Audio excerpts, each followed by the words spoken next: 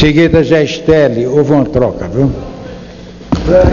Senhor presidente, senhoras e senhores parlamentares, venho a essa tribuna hoje para homenagear um personagem importante da política e da economia nacional. Aliás, se tornou importante nas últimas semanas. Eu vim aqui para homenagear o Tomate.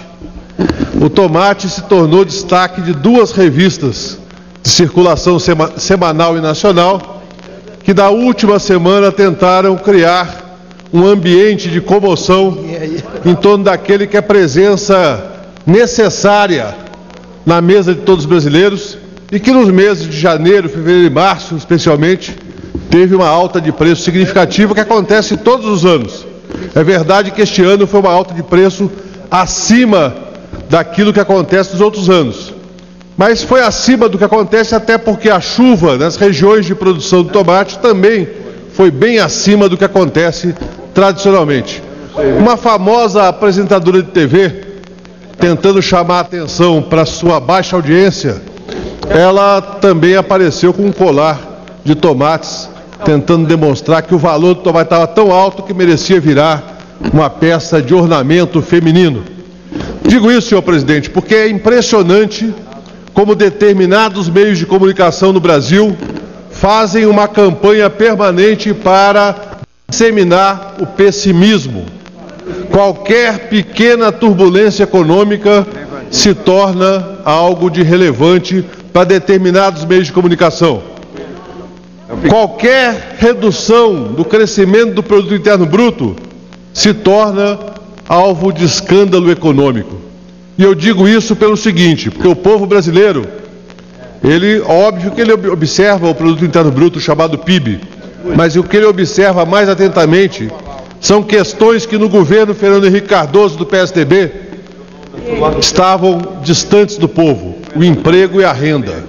Quando você tem o crescimento do PIB de 5%, 6%, mas a renda não se reflete da mesma maneira, a renda do trabalhador, a renda do assalariado, do pequeno comerciante, evidentemente o povo não quer saber se o PIB foi maior ou menor. Da mesma maneira, no governo Lula e no governo Dilma, o que o povo olha é o CAGED, Cadastro Geral de Emprego e Desemprego.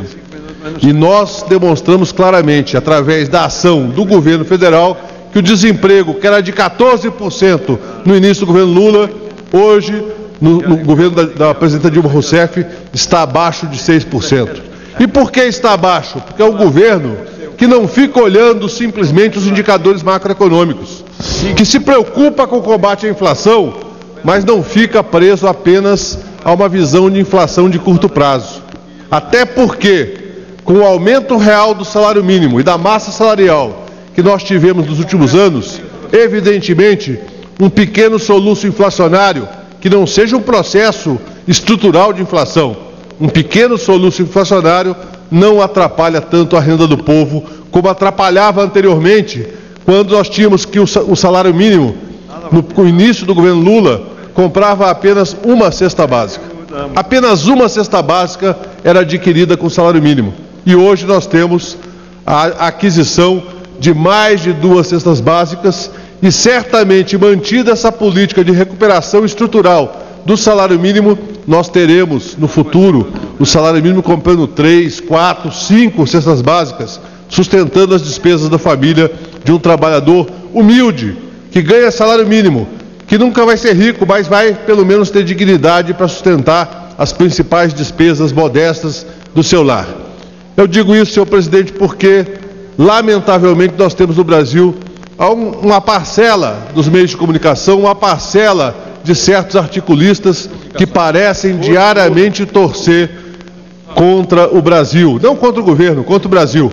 Eu tenho um amigo que diz sempre que já não ouve notícias de manhã, não assiste telejornais pela manhã para não ficar deprimido o dia todo. Eu sou daqueles que eu faço questão de ler e ouvir para ver quanta incoerência e incongruência de pessoas que não têm memória para lembrar que em outros governos eles eram bastante generosos com seus textos, eram bastante